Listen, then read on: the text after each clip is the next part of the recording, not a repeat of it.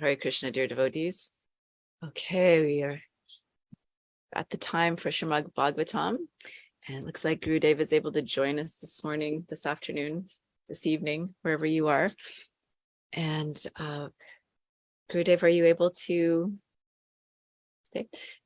And so we've been reading 10 verses. Is that okay? Yeah.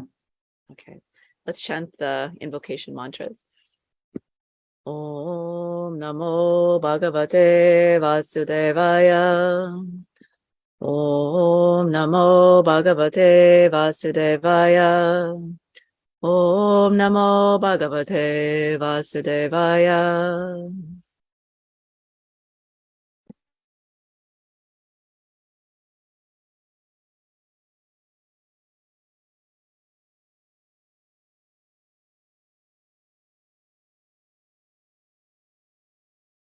Srimad Bhagavatam 4.141. Chitra ketu saroschischa viraja mitra evacha ubano vasubridhyano juman shaktadayo pare. The names of these 7 sages are as follows. Chitraketu, Sirochi, Viraja, Mitra, Ubana, Vasubridhyana, and Dhuman. Some other very competent sons were born from Vashishta's other wife. Text 42. Chitisthathavana patni lebe putram dvitavratam tadyancham ashvishirasam brigorvamshan nibodame. Chiti, wife of the sage Artava, gave birth to a son named Aishvashira by accepting a great vow called Tadyancha. Now you may hear from me about the descendants of the sage Bhrigu. Text 43. Bhrigu kyadyam cha mahabhaga patnyam putram ajijanat Tatharam cha vidataram shriyam cha bhagavat param. The sage Bhrigu was highly fortunate. In his wife, known as Khyati, he begot 2 sons named Dhata and Vidhata, and one daughter named Shri, who was very much devoted to the Supreme Personality of Godhead. Ayatam, text 44. Ayatam niyatam chaiva shute merus tayoradat tabyam tayorabhavantam mrikanda prana eva cha.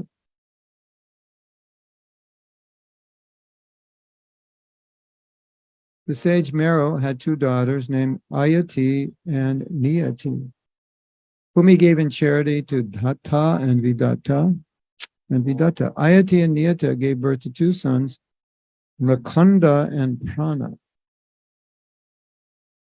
Text 45. Markandeyo Mrikandasya Pranam Veda Shira Muni Kavischa Bhargavo Jasya Bhagavanusana Sutta. From Mrikanda, Markandeya Muni was born. And from Prana, the sage Veda Shira, whose son was Ushana, Sukracharya, also known as Kavi. Thus, Kavi also belonged to the descendants of the Bhrigu dynasty. Text 46 and 7. Taite munayak shutar Lokan shaga abhavayam eshakardama dohitra shuthana katitastava shrimdata shadadanasya sadya papa harapara prashutim manavim daksha upayemi hirjat majaha. My dear Vidura, the population of the universe was thus increased by the descendants of these sages and the daughters of Cardamom. Anyone who hears the descriptions of this dynasty with faith will be relieved from all sinful reactions. Another of Manu's daughters, known as Shruti married the son of Brahma named Daksha. Text 48. Tasyam sasarja duhritri shodashamalalochanaha prayudashadha dharmaya tathaikam agnaye vibhuhu. Daksha begot 16 very beautiful daughters with lotus-like eyes and his wife Prashuti. These 16 daughters, 13 were given in marriage to Dharma, and one daughter was given to Agni.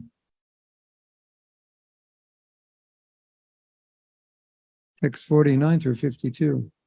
Pitribhya ekam yuktibhyo bhavayaka bhavat shidhe shradha maitri dayashantish pushti pushti kriyonatihi Purhirmeda titiksha hurir murtir dharmasya patnayaha shadhashuta shubham maitri prasadam abhayam daya shanti shukam idam tushti shmayam pushtir ashutyata yogam kriyonatir dharpam artam budhir ashuyataha Medim Shmitim Titikshatu Kshemam Dhri Prashayam Sutam Murti Sarva Gunopatir Nara Narai something. I can't see the bottom. Nara, what is it? Vanav Rishi? Okay, yeah, let's see the bottom. Translation. Of the remaining two daughters was given. It's not top English. Of the remaining two daughters was given. Isn't that word given? In charity to the Pitri Loka, where she resides very amicably. And the other was given to Lord Shiva, who is the deliverer of sinful persons from material entanglement.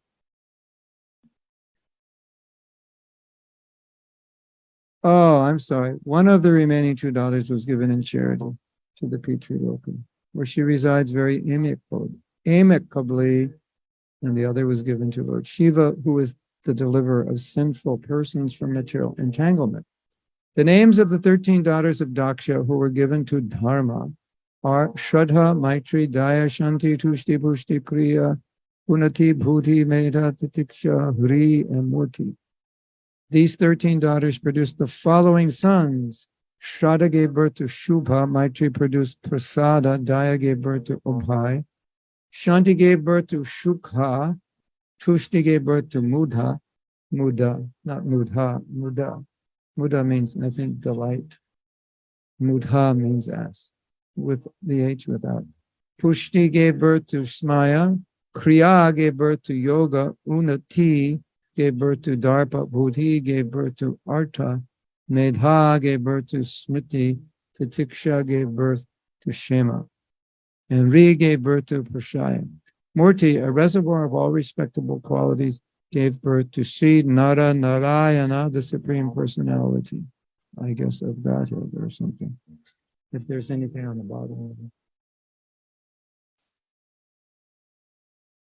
Srimad Bhagavatam ki jai. His Grace Mahatma Prabhu ki jai. So Gurudev, we were, this is all about genealogy. We started to do discussion the other day about, we started to kind of research who some of these personalities are.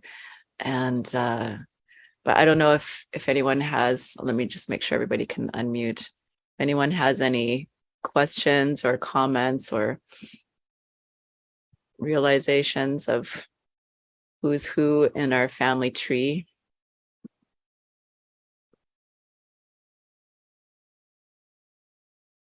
Gurudev, did you want to say anything? Yeah, it's the idea is that everything in the Bhagavatam has some relation to Krishna. Even maybe you can't connect the dots, but it does have some relation. And therefore, it's purifying to hear and chant about these great personalities. And if you're a spiritual master, you can get lots of names here. Buddhi means intelligent, Medha means intelligent, Titiksha means tolerant, Shraddha means faith, Maitri is, I think, it can mean mother, but I think it means forbearance also. Prasad, mercy, Daya, mercy, Abhay, fearless, Shanti, peaceful. Sukha, happy, Tushti, satisfied, Muda, delightful, Pushti, nourishing, Smaya, I'm not sure, Kriya, action, Yoga, of course, yoga. Unnati, I don't know, Dharma. Buddhi, intelligence. Artha, benefit. Medha, again, intelligence. Smriti, remember. Titiksha, tolerance again. Shema means forgiveness. I'm not sure what Re means. You find that word Re in, I think, some mantras in Sringadev. So, nice names to meditate on.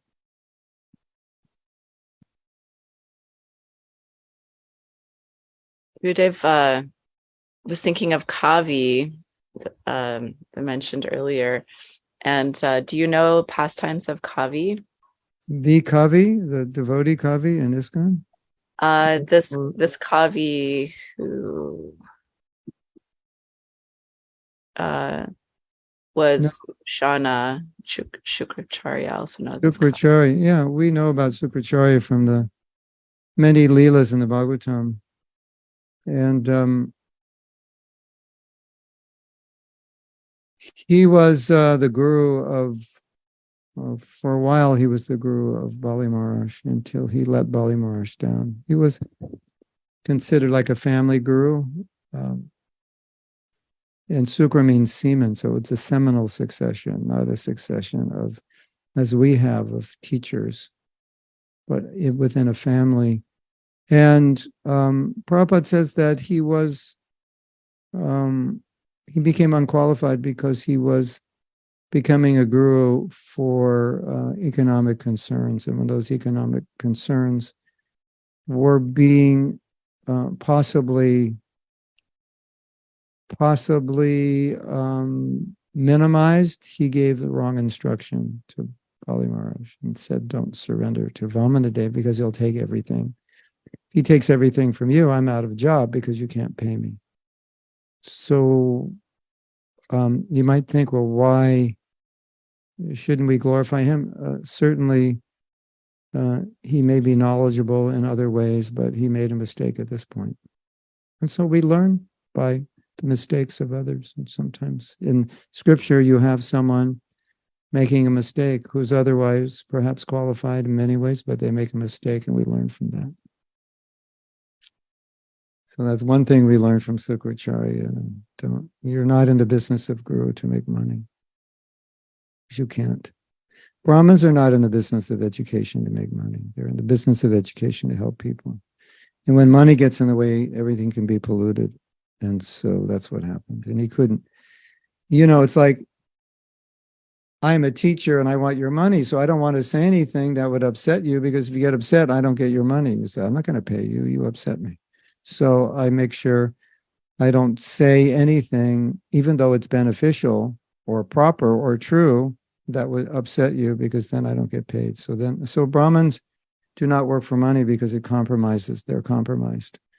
And so they're supported by charity, and they're nobody's fool, so to speak. They're not controlled by anyone, and then they can remain pure. So Sukracharya compromised there. So in colloquial English, we would say he blew it, and Bali rejected him, rightly so. I guess you were hoping for better news about Sukracharya.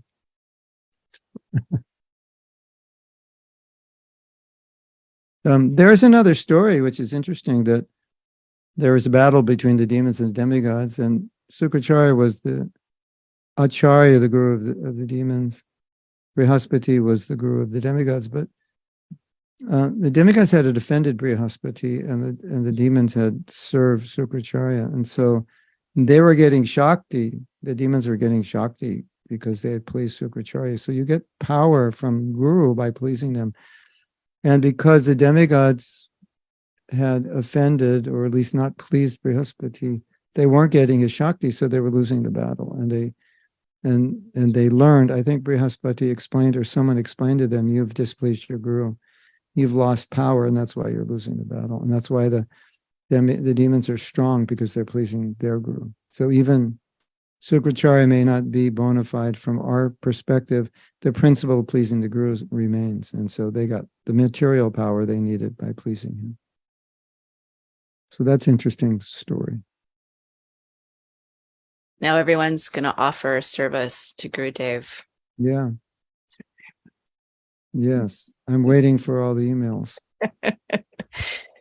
Gurudev, could you talk a little bit about Markandeya Muni? We just looked up the other day about the 7 or 8 immortals, Chiranjeevis. Oh, yeah. And Markandeya is one of them. There's a pujari at the Oahu temple named Markandeya, and this was the first time I'd really realized that name. Does he have Leela? Off the top of my head, I can't remember, but don't go anywhere, because I'm going to find something that Prabhupada says about Markandeya, so we can get the correct answer rather than me trying to remember. Hold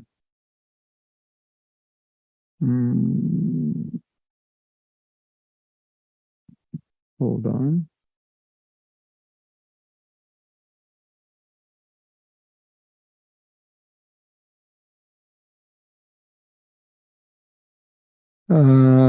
He lived in Pushkar. That's one point.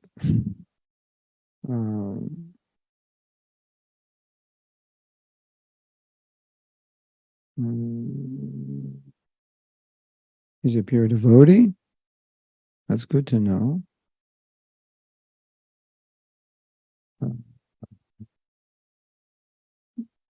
There actually is very little written in Prabhupada's books about him.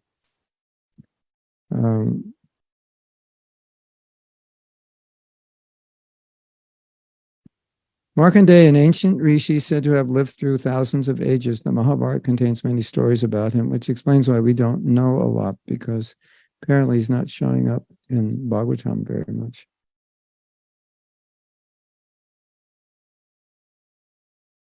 There's a Purana named after him called the Markandeya Purana. So, I don't feel so guilty for not knowing much about him, since Prabhupada has not really described much about him in Bhagavatam, and I guess we would learn more about him from Mahabharata. So next time you read the Mahabharata, you will find out something more about him. Yeah. And I have a disciple named Markandeya because his name was Marco, so it seemed like just add a Deya to it and you're good to go. And, we want to be rishis. Rishi, the word rishi, it's not rishi, it's rishi. Rishi means seer, one who sees. So one who sees the truth, one who distinguishes illusion from reality. So that's what it means to be a rishi. So when we hear about the rishis, any rishi, at least I personally find inspiration. Maybe they're not devotees on the level of the gopis or whatever, but we can relate to them because they're embodied in this world. They're practicing sadhana. And the rishis means they're discriminating between matter and spirit. They're living a spiritual life. They're living, manifesting the virtues of Brahmins and so forth. So the rishis are, their lives are inspirational because they've understood the difference between matter and spirit and dedicated themselves to self-realization. And by doing that, they've had to renounce, control their senses, purify their intelligence, get clarity, and so forth. So in that sense, with any sage, we can take some inspiration. And if it were necessary to know more about Markandeya, Prabhupada certainly would have mentioned that. But the other thing is that not necessarily Markandeya, but sometimes sages are not devotees. And so you'll sometimes see, like with Durvasa Muni and others, that they exhibit traits like anger or jealousy and so on. Because they're not pure devotees. They're sages, which means they could be impersonalists or yogis or something, and they're not. And they're still under some influence of material nature, and they may, they curse one another and so on. They do things that devotees don't do. So sometimes if you're ever confused, I thought he was a sage, why is he cursing? But it's probably because he's not a devotee, or maybe he's a devotee, but not a high-grade devotee, as would be the followers of Mahaprabhu and the residents of Vrindavan, like that. And if a devotee ever gets mad, it's because Krishna or his guru is being offended, and rightly so, he should be mad. It would be wrong if he didn't become angry. But sometimes you see sages are personally offended and they become angry because that's their human weakness. And the Shastra says only bhakti can completely purify the heart of someone. So you can be a sage, but still not completely purified, because you need bhakti to do that. You need, especially now, you need the holy name. So that's the reality. We're fortunate we have the holy name. And we're not great sages, but by the power of the holy name, like we read that quote, the holy name's victorious, and you become victorious when you chant it. So, that's how it works. We're whatever, something's dirty, you got the cleanser, it cleans anything. Wow, you just touch it and it's clean, otherwise it would have taken you 100 years to clean that. So holy name's like that magical cleaner. So we're elevated by the holy name. Doesn't mean we are elevated. It means the holy name is elevating us. We are whoever we are. If we stop chanting, then we know we're not elevated. So it's the mercy of the holy name. Right? So don't forget that. Otherwise, you get elevated by the holy name, and then you think, oh, I'm so elevated. No, it's the holy name that elevated you. You went up the elevator. You didn't. Look at me. I'm on the 50th floor. I must be like in good health. No, you're not in good health. How do we know you're in good health? Until you walk up. Try to walk up. The 3rd floor, you start panting. You can't go any further. It's a little bit like that, isn't it? Look at me. I'm on the 50th floor. Yeah. Well, you got there by the holy name. You didn't walk up. All right, you got in the elevator, you pressed the button that says 50, you did something, but that's different than walking up. So we're fortunate we're on the 50th floor. The mercy of the holy name took us there. I can't say I'm not on the 50th floor. Well, certainly I didn't walk up. The elevator took me. That's mercy. And the sages are trying to walk up, and maybe, on the 20th floor, they give up. It's just like they can't go any further. They're too old or whatever. So that's a good way to see it. Okay, can I leave now? Thank you, Gurudev. Nectar drops. Thank you so much.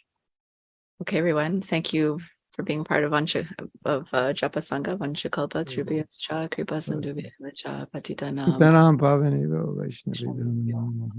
His Grace Mahatma Prabhu ki jai. Jai ho. Hari. Srila Prabhupada ki jai, Gaura Bhaktivinoda ki jai, Sankirtan Yagya ki jai, purifying ourselves in the world ki jai.